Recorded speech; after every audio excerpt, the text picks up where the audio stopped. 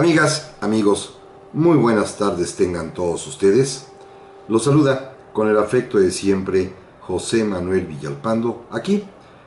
en una emisión más de su programa La Historia que Quiero Vivir, que esta vez estamos transmitiendo de manera grabada a través de los micrófonos y frecuencias de Radio Fórmula en el 103.3 de FM, en el 970 de AM. Ya lo saben, como siempre lo comento, aquí en la capital de la República Mexicana, en alguna que otra ciudad del interior del país en donde nos permite llegar la competencia feroz que nos hacen los automóviles de lujo, pero eso sí, estamos llegando como siempre a los Estados Unidos de América, a Puerto Rico, a Canadá y a todo el territorio nacional donde exista internet,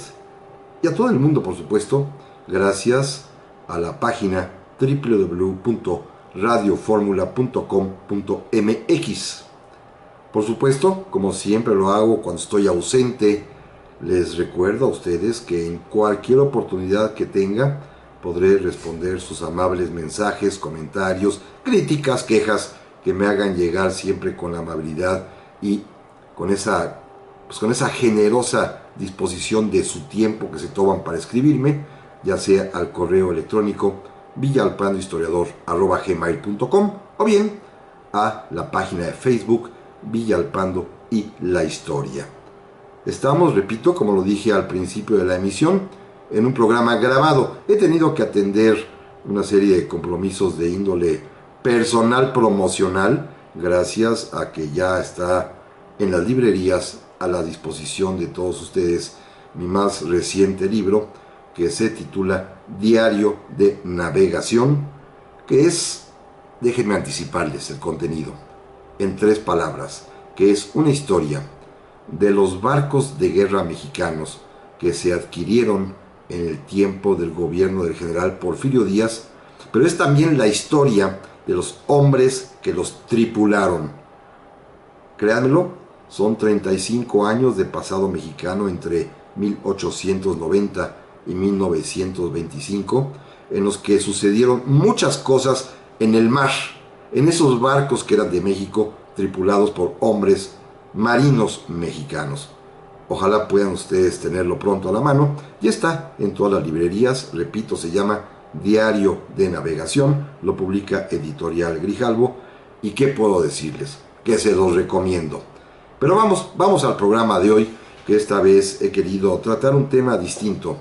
que tiene que ver también con una investigación que estoy ya culminando, a punto de escribir un trabajito sobre el tema que vamos a platicar el día de hoy hacia el final del programa, y que se refiere directamente a una efeméride patria ocurrida el día de ayer, pero del año de 1821. Es una historia poco conocida. Mucha gente habla del tema, pero en realidad sin mayor profundidad, porque todos recordamos, eso sí, que en los calendarios cívicos, que en los libros de texto, que a veces en algún programa de televisión o de radio, se mencionan a los tratados de Córdoba. ¿Se acuerdan? Aquellos que firmó Agustín de Iturbide y Juan de O'Donoghue el día 24 de agosto, pero de aquel año remoto ya, de 1821, precisamente en la villa de Córdoba, en el estado hoy de Veracruz. Este es el tema de esta tarde, que espero les parezca interesante, porque en realidad, si ustedes se ponen a pensar y a recordar lo que sabemos de los tratados de Córdoba, simplemente y por una afán de ser concretos todos y sintéticos, quizás recordemos que con ellos se va a asegurar la independencia de México, que los va a suscribir Iturbide con lo que se llamaba, o se decía, que no lo era así en efecto, el último virrey español Juan O'Donoghue, que gracias a esto se pudo consumar la independencia de México de manera pacífica. Y quizás también algunos recuerden la frase que en ese día, en ese acto, cuando estaban firmando el documento que Iturbide le propone a O'Donoghue, el propio libertador mexicano Agustín Iturbide dijo una frase que se convertiría en célebre cuando le expuso las razones de la independencia mexicana a O'Donoghue, le dijo: vamos a desatar el nudo sin romperlo. Frase de estas epónimas que sabía decir don Agustín de Iturbide, y esto sucede, como ya lo dije hace un momento, en la villa de Córdoba en el año de 1821, exactamente ayer, hace ya bastante tiempo, 24 de agosto. Tiene un antecedente interesante antes de entrar al tema profundo de examinar el contenido de los tratados de Córdoba y su corolario, que es a donde quiero llegar en realidad. Miren, todos sabemos que en España, ya para el año de 1820, estalla una revolución de carácter liberal que encabeza en un lugar que se llama Cabezas de San Juan, en Andalucía, encabeza el coronel Rafael de Riego. Una revolución liberal que va finalmente a obligar al rey Fernando VII a volver a jurar, a poner nuevamente en vigor a la famosísima Constitución de Cádiz, que entre otras cosas, como ya lo hemos platicado aquí en este programa, garantizaba y reconocía el derecho, la libertad de industria y de comercio de todos los súbditos del Imperio Español, que se extendía, por supuesto, desde la península ibérica hasta muy buena parte del continente americano a través de sus dominios, y que se extendían, como ya lo hemos comentado en alguna ocasión, hasta las Islas Filipinas. Se restablecía entonces la Constitución de Cádiz, la que había sido proclamada años atrás, 8 años antes, en 1812, que establecía un régimen liberal, mucho más propicio para el desarrollo de las personas, sin tanta traba, con controles muy serios al régimen absolutista del monarca español, y que Fernando VII, cuando había regresado de su cautiverio en Francia, donde Napoleón lo tenía preso, una vez que quedó libre, regresa a España, acepta la Constitución en 1814, y recuerdan que al año siguiente, en 1815, la desconoce y vuelve por sus fueros a gobernar de manera despótica, absoluta, sin ningún control, sin ninguna legalidad. Pero en 1820 los propios españoles, los liberales que antaño habían promovido la Constitución y también la defensa del rey frente a la invasión napoleónica, resolvieron volver a levantarse en armas, como lo hicieron en efecto al mando del coronel Rafael de Riego, y consiguieron que el rey restableciera la vigencia de la Constitución de Cádiz. Esto es un duro golpe para los mexicanos, porque en México la noticia se va a recibir con bastante desaliento. El rey restablece la Constitución, pero no reconoce nunca el esfuerzo que muchos mexicanos, no españoles, ojo, esto es muy importante, los principales sostenedores del régimen colonial, los principales defensores de la idea de la monarquía española en México, quienes sostuvieron con las armas en la mano, formando parte del ejército virreinal para defender al rey en contra de los insurgentes, los que combatieron a Hidalgo, a Morelos, a Mina, a Guerrero, a muchísimos héroes de la independencia mexicana, eran soldados realistas, pero a su vez eran también mexicanos. Este es un dato bien importante, porque el ejército realista de México estaba formado en el mejor momento hasta por 80,000 soldados, de los cuales solo el 10%, más o menos 8,000, eran auténticos soldados españoles. El resto, los 72,000 restantes, eran criollos o mestizos mexicanos, y se sentían verdaderamente desalentados, porque el rey de España, al jurar de nueva cuenta la Constitución, los había abandonado a su suerte, no reconocía sus esfuerzos y sentían que serían desplazados. Esto y otras intrigas más que en su tiempo platicamos, en la que intervienen, por ejemplo, ustedes recordarán la famosísima Güera Rodríguez, provocará que un oficial realista, el coronel Agustín de Iturbide, sea designado comandante del Ejército del Sur para enfrentarse al último vestigio de la guerrilla insurgente que comanda el gran héroe Vicente Guerrero. Y en una historia que ya conocemos y que no voy a repetir por brevedad en este momento, pues poco a poco, mediante cartas, mediante correspondencia que Iturbide va escribiéndole a Guerrero, lo conmina primero y lo convence después de que juntos pueden hacer la independencia de este país, la independencia de México. Y para ello se anticipa Agustín de Iturbide, y el día 24 de febrero de ese mismo año de 1821, en la ciudad de Iguala, hoy Guerrero, allí se va a firmar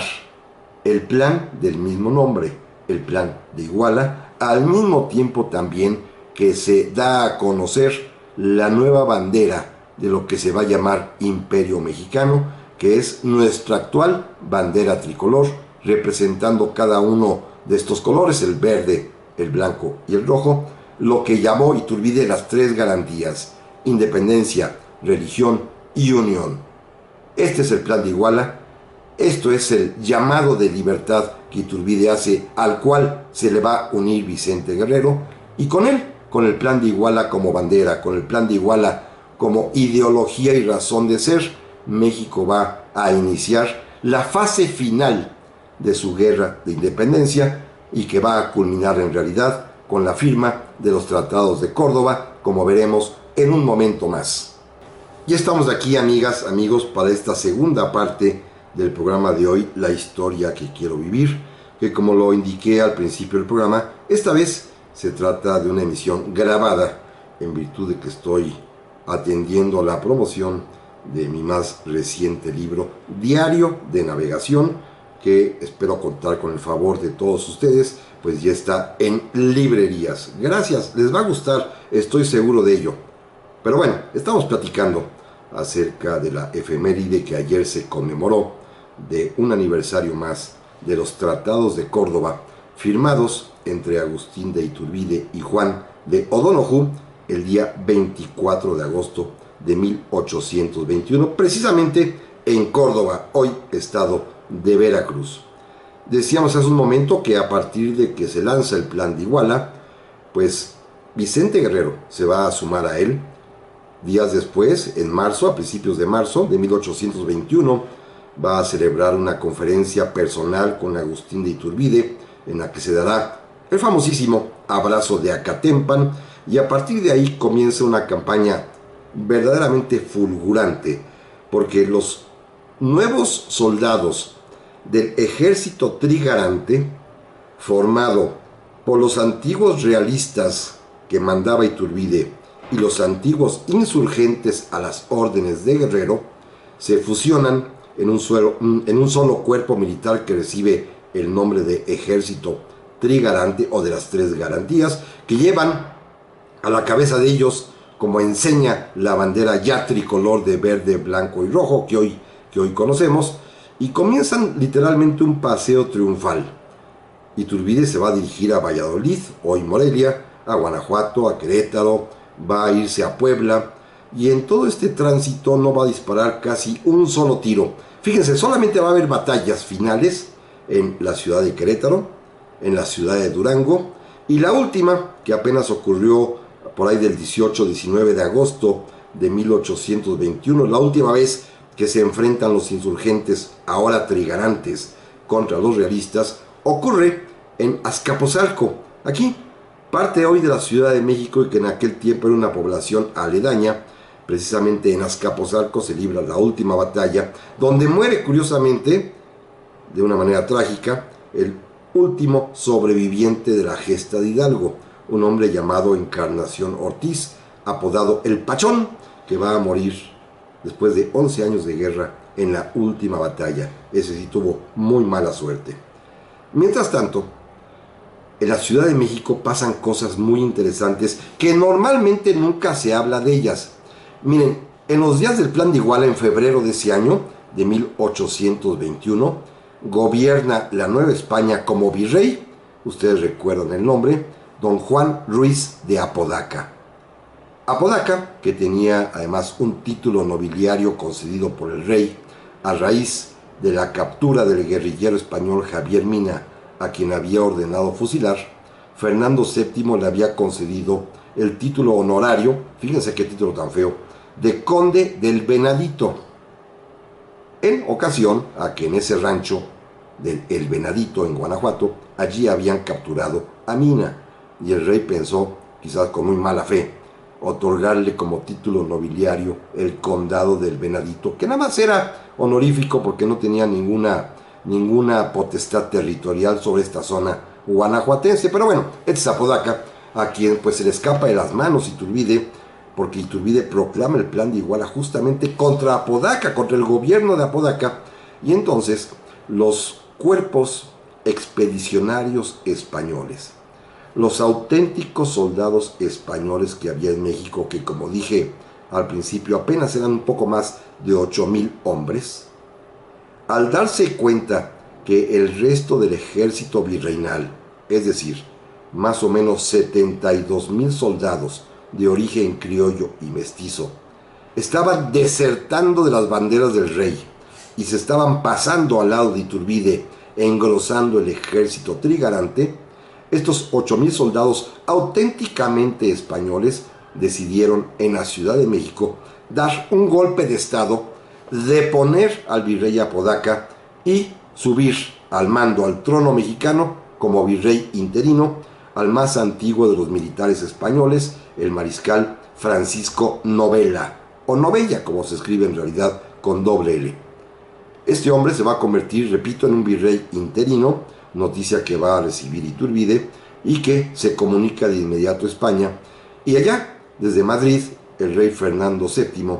atendiendo a la sugerencia de su gabinete, designa con el título o cargo de jefe político superior de la Nueva España a un nuevo gobernante, que popularmente lo conocemos como el último virrey, aunque no tuvo ese título o ese cargo exacto, sino el de jefe político superior de la Nueva España, lo repito, que se llama Juan de O'Donoghue. ¿Quién era O'Donoghue? Bueno, O'Donoghue es un español de nacimiento. Su abuelo era irlandés, que se había vecindado a España, pero ya por efecto del paso de los años y las generaciones, ya O'Donoghue era auténticamente español. Se unió al ejército muy joven y como militar profesional alcanzó los más altos grados en la milicia española, llegando a ser teniente general de los Reales Ejércitos, y se había distinguido particularmente por dos cuestiones. Una, es uno de los héroes en contra de la invasión napoleónica, peleó en varias batallas como en el sitio de Zaragoza, se destacó por su denodado ardor por combatir al invasor francés, pero al mismo tiempo también era liberal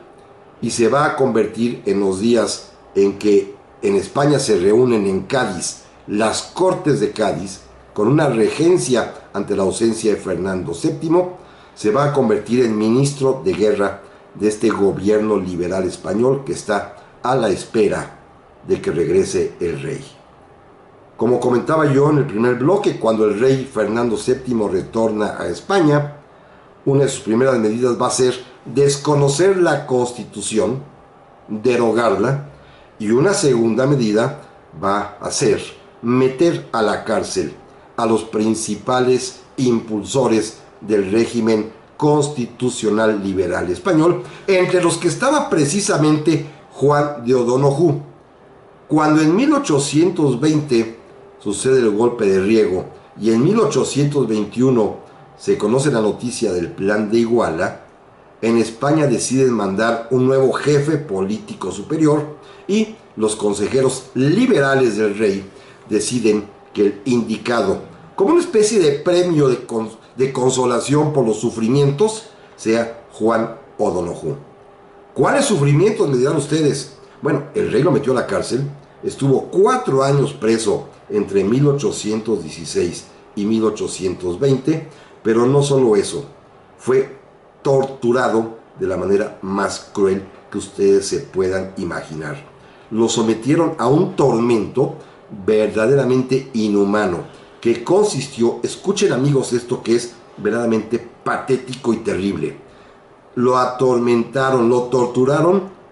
arrancándole una a una las uñas de las manos y de los pies. Lo dejaron sin uñas al pobre de Juan O'Donoghue. Hoy sabemos que las uñas son un elemento vital protector del cuerpo humano que sirve como un repelente a muchísimos virus, microbios y enfermedades.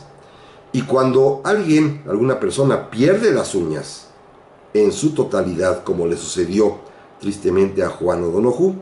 pues está sujeto y susceptible a muchísimas enfermedades. Y O'Donoghue estaba ya muy enfermo y va a llegar a México enviado por el gobierno español en calidad de jefe político superior de la Nueva España, ya muy debilitado de salud, con la salud muy mermada, gravemente enfermo, y cuando llega a México, a Veracruz, y desembarca, y se entera de que ya la Nueva España en realidad se ha perdido, que el movimiento trigarante fundado en el Plan de Iguala ya tiene ocupado casi todo el país, que únicamente restan a las órdenes del rey de España las ciudades de Veracruz, el puerto, y la capital, la Ciudad de México, en donde además hubo un golpe de estado. Cuando ya se percata O'Donoghue, que no es un hombre tonto, que todo está perdido para España en México, O'Donoghue es el primero en escribirle a Agustín de Iturbide, que está en Puebla, disfrutando por supuesto de los chiles en nogada, que es en esa estancia cuando se confeccionan y se guisan por primera vez para que los disfrute y se deleite con ellos el Libertador, los chiles en nogada. Recibe ahí Iturbide la carta en la cual O'Donoghue lo invita a conversar y proponen un lugar intermedio entre Puebla y Veracruz. Por eso eligen la villa de Córdoba, la antigua ciudad de Córdoba en el estado de Veracruz, para reunirse. Por cierto, cuando parte de Veracruz hacia Córdoba, Santana es escoltado por un antiguo oficial realista ya convertido en trigarante, pues, porque era criollo, de nombre el coronel Antonio López de Santa Anna. Santana lo acompaña y, como siempre mentirosillo, en sus memorias el propio López de Santana cuenta que en el camino O'Donoghue estaba muy impresionado con el joven coronel por la disciplina de sus tropas, porque según eso Santana le contó cómo Iturbide había pacificado a todo México, ya lo había independizado en realidad, y dice Santana que él fue el que lo convenció de que firmaran los tratados de Córdoba, lo cual es falso, son simplemente las habladas que acostumbraba el propio Santana, pero sin embargo así quiso hacer creer a sus contemporáneos que él había sido el autor de la idea de que se firmara el Tratado de Córdoba. Pero de esto, amigas y amigos, vamos a hablar en un momento más. Ya estamos aquí, amigas, amigos, para esta tercera parte del programa La Historia que Quiero Vivir de este sábado, 25 de agosto, en el que estamos transmitiendo de manera grabada en esta ocasión. Les pido me disculpen en virtud de que debo atender algunos compromisos promocionales, como ya lo indiqué,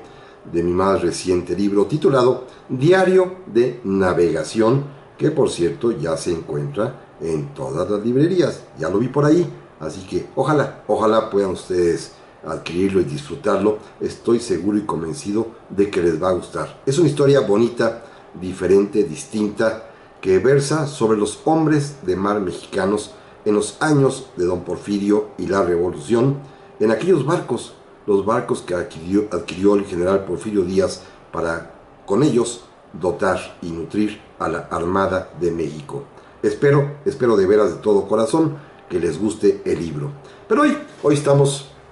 platicando y por supuesto en cuanto tenga oportunidad responderé a sus amables comentarios y mensajes que se han tomado la molestia de hacer y de escribir, como sé que ya debe haber algunos de ellos, en cuanto tenga una oportunidad, como siempre, que me han hecho favor de enviarme al correo electrónico villalpandohistoriador@gmail.com y el Facebook Villalpando y la Historia. Pero aquí estamos también, inclusive con la versión grabada en video para subirla en un momento más, en la noche de este mismo sábado, a YouTube, como cada semana lo hacemos. Hablamos hoy de los tratados de Córdoba, firmados el día 24 de agosto de 1821, en aquella ciudad, Córdoba, Veracruz, entre Agustín de Iturbide y el jefe político superior de la Nueva España, a quien conocemos como el último virrey español, de nombre Juan O'Donoghue, de quien ya platicamos rápidamente sus antecedentes. Lo que quiero llegar temas centrales que firmaron en Córdoba. Miren, un documento suscrito por ambas personas, Iturbide y O'Donoghue, que en realidad consigna casi exactamente lo mismo que dice el plan de Iguala, que ya comenté, es del 24 de febrero anterior, de ese mismo año de 1821. Allí, en el plan de Iguala, y se copió tal cual en los tratados de Córdoba, se ratifica que México es una nación soberana e independiente de cualquier otra potencia o nación del mundo, y que para su forma de gobierno va a adoptar el monárquico, constituyendo así, como lo dicen ambos documentos, tanto el plan de Iguala como el tratado de Córdoba, lo que se va a llamar el Imperio Mexicano. Y este imperio, una forma de gobierno monárquica, repito, para ser dirigido y gobernado, en el plan de Iguala se estableció que sería invitado a México a reinar en este imperio mexicano al propio rey Fernando VII o a alguno de sus hermanos o hijos, es decir, miembros de la misma dinastía. Y en el plan de Iguala, Iturbide fue muy claro en dar la razón por la cual se invitaba al propio rey o a alguien de su familia para que se convirtiera en emperador de México. Dice Iturbide textualmente que esto se hacía para evitar los funestos atentados de la ambición. Había que tener un monarca hecho y derecho, un hombre educado para reinar, de una casa real europea,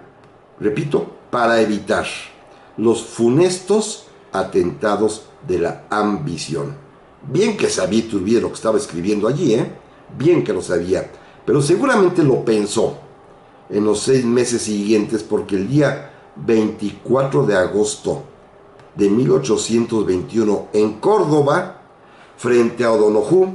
cuando le presenta el documento en el cual consta el Tratado de Córdoba, es decir, el pacto de la independencia entre el libertador de México, Agustín de Iturbide, y el jefe político superior de la Nueva España, Juan O'Donoghue, repito, a quien llamamos el último virrey. En este pacto de reconocimiento de la independencia se vuelve a declarar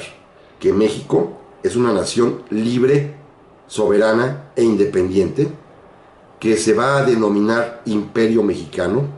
que adopta como forma de gobierno la monárquica, que se va a llamar, fíjense qué interesante, a gobernar, a reinar en México a don Fernando VII, y si no acepta, a su hermano el infante don Carlos, si este no acepta, a su otro hermano el infante Francisco de Paula, si este no acepta, a su primo el serenísimo señor Carlos Luis. Y escuchen, amigos, el agregado que Iturbide impuso en el tratado. Hasta aquí está en los mismos términos que el plan de Iguala, pero a continuación puso, escribió, coló, metió, como ustedes quieran denominarlo, una frasecita más. Si en caso de que alguno de ellos no acepte o que ninguno quiera la corona de México, será emperador de México aquel individuo que las cortes del imperio designen. Este es un cambio radical. Va a poder ser emperador de México en caso de que sea rechazada la corona mexicana por parte de España, cualquier individuo que el Congreso mexicano, es decir, las Cortes mexicanas, las Cortes del Imperio, designen. Con esto le abre la puerta a cualquiera que gane el voto de este Congreso mexicano, o bien, pensando mal y acertamos, se abrió a sí mismo la puerta a Agustín de Iturbide, sabiendo, quizás sospechando fundadamente, que España, en su necedad, no iba a aceptar el Tratado de Córdoba, no iba a reconocer la independencia, no vendría ninguno de los miembros de la dinastía borbona de España a gobernarnos, y por lo tanto el Congreso mexicano ante la negativa española, quedaba en libertad de designar a cualquier individuo, y ese individuo, por supuesto, sería él mismo. Este es el primer grave problema que tiene el Tratado de Córdoba, que por supuesto O'Donoghue no reparó en él, firmó sin más ni más. Y el segundo grave problema es que, en efecto, tal y como lo pensaba o sospechaba Iturbide, España no va a reconocer el tratado, primero por una razón fundamental muy de abogados y muy jurídica, porque Juan O'Donoghue, jefe político superior, el último virrey como lo llamamos, no tenía poderes, no tenía facultades, no tenía atribuciones para firmar ningún tratado con los rebeldes del ejército trigarante desde el punto de vista español. No podía tampoco firmar o reconocer la independencia de un reino o una provincia o una colonia que pertenecía a España. No tenía poder ni facultad ni atribución para aceptar la independencia de México. Así lo van a declarar las Cortes españolas y el gobierno monárquico español de Fernando VII. Se van a oponer, sin embargo no podían hacer nada, se les había ido México ya. Van a intentar reconquistar a nuestra patria, como todos sabemos, en el famoso asalto de Isidro Barradas en 1829, y ya más tarde, ya cuando vieron que todo era perdido y que no quedaba nada por recuperar de México y que no podían ni siquiera hacerlo, hasta el año de 1836, ya la entonces reina Isabel de España va a reconocer la independencia de México, que permaneció así, ignorada, no reconocida, mientras vivió su padre, el rey Fernando VII. Es decir, para los españoles no tuvo ninguna validez el tratado, pero para los mexicanos sí. El tratado tuvo varias consecuencias bien, pero bien importantes. Iturbide se legitimaba ante los mexicanos al mostrarles un tratado en el cual el último virrey español reconocía la independencia de México. Esto es fundamental, pero también pasan otras cosas. Primero, se reconoce la autoridad de O'Donoghue. Los españoles que están en la Ciudad de México y en el puerto de Veracruz, estos últimos cuerpos de tropas expedicionarias, como se les llamaba, a las órdenes del mariscal Francisco Novela, de quien ya comenté dio un golpe de estado, deciden reconocer la autoridad de O'Donoghue y se rinden, y ya sin disparar un tiro entregan sus armas. También esto va a permitir que pronto las tropas trigarantes se acerquen a la Ciudad de México, que ocupen Chapultepec, Tacubaya, los lugares aledaños, y va a permitir naturalmente que el día 27 de septiembre de 1821 entre triunfalmente a la Ciudad de México el ejército trigarante encabezado por Agustín Iturbide, y que ese mismo día, en el balcón central del entonces Palacio Real, hoy Palacio Imperial, para ese momento, Iturbide junto con O'Donoghue proclamen la independencia de México, que al día siguiente, 28, será firmada en el Acta de Independencia del Imperio Mexicano, que también va a suscribir el propio O'Donoghue. O'Donoghue tiene un destino patético. Días después, el 8 de octubre, fíjense nada más, apenas 2-3 semanas después, el 8 de octubre, va a morir en la Ciudad de México.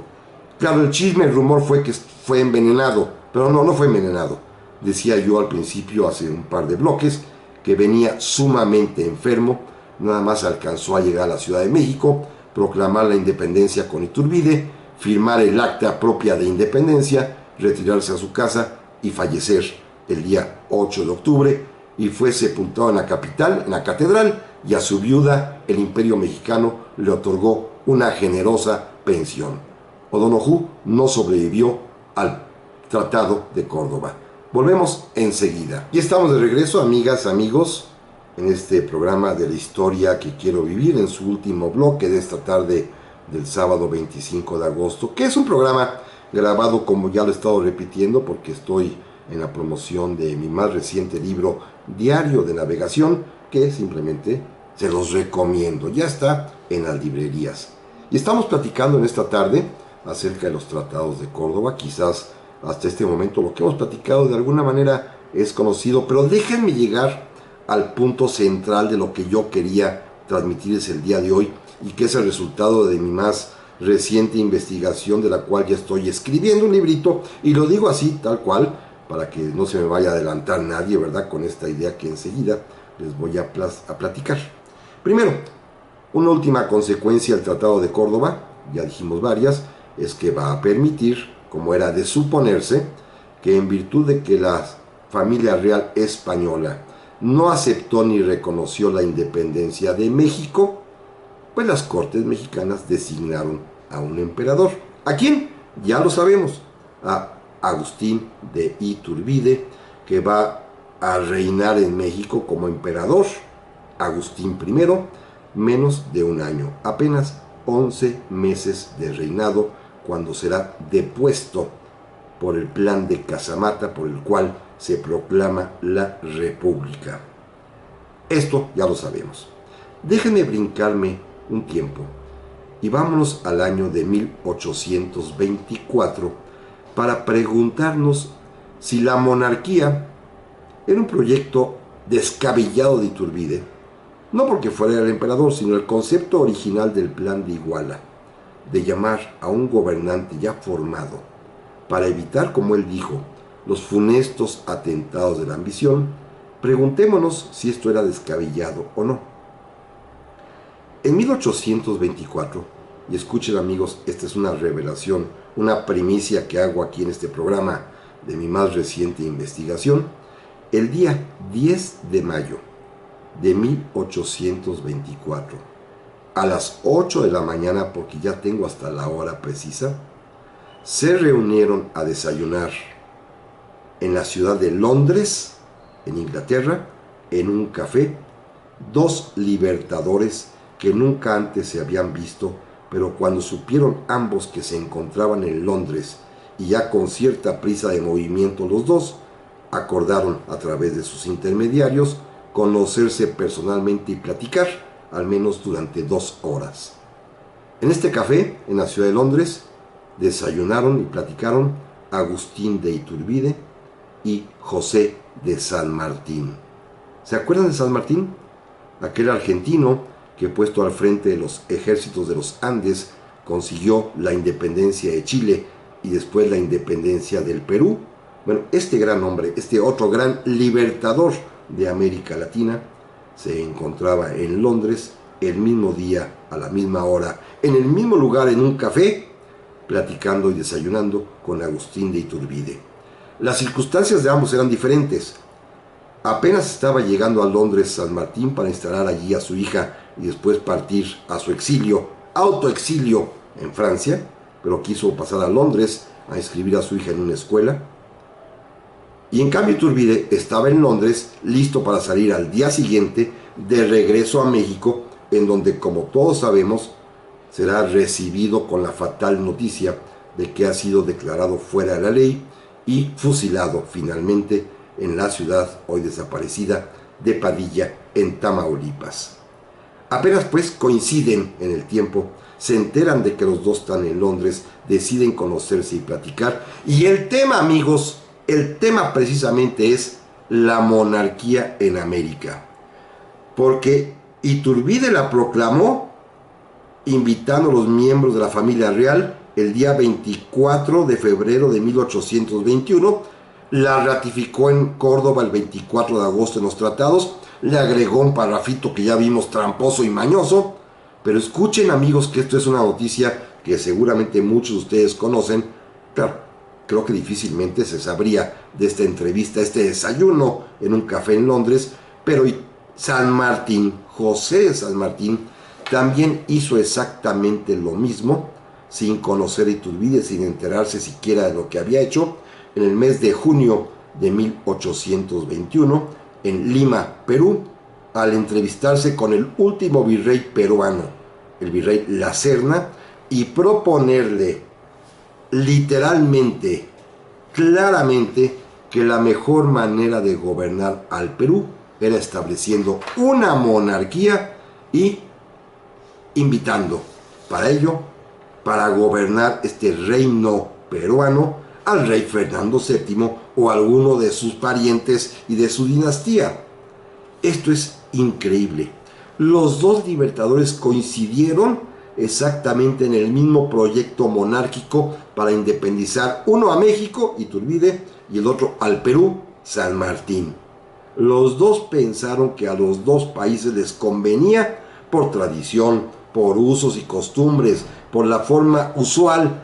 convenida de 3 siglos de gobernarse esas naciones, a estos dos países, hoy países hermanos por supuesto, les convenía tener como gobierno una monarquía, y los dos pensaron lo mismo: crear estos gobiernos monárquicos en México y en Perú, repito, y los dos pensaron en invitar a la misma familia real, la dinastía de los Borbones que gobernaba en España, para que se trasladase alguno de ellos, ya sea a México y al Perú el otro, para establecer sendos gobiernos monárquicos en América. Esto platicaron los dos en esa entrevista en el Café de Londres, pero también platicaron, y este es un tema verdaderamente interesante, del gran ausente, el otro gran libertador americano que ustedes recuerdan, Simón Bolívar. Bolívar, el libertador de la Gran Colombia, que hoy incluye los países de Colombia, de Venezuela, que llegó a incluir Panamá, que después lograría la libertad del Ecuador y finalmente remataría su obra libertadora libertando el país que lleva su nombre, Bolivia. Este hombre decidió oponerse a los planes de los otros dos libertadores. Iturbide le confesó a San Martín que su proyecto imperial, claro, asumido por él mismo, lo cual quizás fue el grave pecado y delito de Iturbide, hacerse emperador, fue obstruido por el plan de Casamata que proclamó Antonio López de Santana, pero que su verdadero autor era el embajador, el enviado plenipotenciario de la Gran Colombia a México, un amigo de Bolívar llamado Miguel de Santa María. Y entonces, azorado por la confesión, San Martín también le confesó a Iturbide que a él el fracaso del intento monárquico se debió primero a que cuando lanzó la idea, el enviado, el embajador, el plenipotenciario de Bolívar en el Perú, Joaquín de Mosquera, también se opuso total y radicalmente haciendo campaña en contra de la monarquía peruana, que eso sí, Bolívar tuvo la deferencia de aceptar reunirse con San Martín. Lo hicieron en el famoso encuentro en la ciudad de Guayaquil, en donde hoy en día ya sabemos, porque ya se han publicado los documentos secretos de qué se dijeron Bolívar y San Martín en la entrevista en Guayaquil, y hoy sabemos que consistió en la negativa rotunda de Bolívar de permitir que en América se establecieran monarquías. Y esto resultaba ser muy claro para todos ellos. Bolívar se había opuesto a los dos, a Iturbide y a San Martín, a través de sus agentes, y Bolívar mismo se lo había dicho personalmente a José de San Martín. Todo porque Iturbide no era masón. San Martín era masón, pero traicionó a la masonería en sus principios, y Bolívar siempre fue un masón consumado de la logia de los caballeros racionales, que habían hecho un pacto. Y escuchen, amigos, el pacto. Los caballeros racionales, que encabezaba Simón Bolívar, entre otros más, Francisco de Miranda, pero que también formaba parte de esta logia el propio San Martín, que la traiciona, se habían comprometido, y escuchen, amigos, esto es trascendental, a luchar por la independencia de los respectivos países que son o que formaban parte de la monarquía española en América, pero también a establecer en esos países un gobierno legítimo que fuese emanado de la voluntad popular, pero esta voluntad popular tenía que ser trabajada por los hermanos masones para fundar en todos esos países el sistema republicano. Ni más ni menos. Este era el mandato masónico de Bolívar y los caballeros racionales, al cual Iturbide pues ni siquiera sabía de su existencia, pero al proclamarse emperador le va a costar la vida, va a ser el precio que tenga que pagar por su ambición, tal cual hay que decirlo, pero San Martín, por ser un libertador, por ser un hombre famoso, un hermano masón que intentó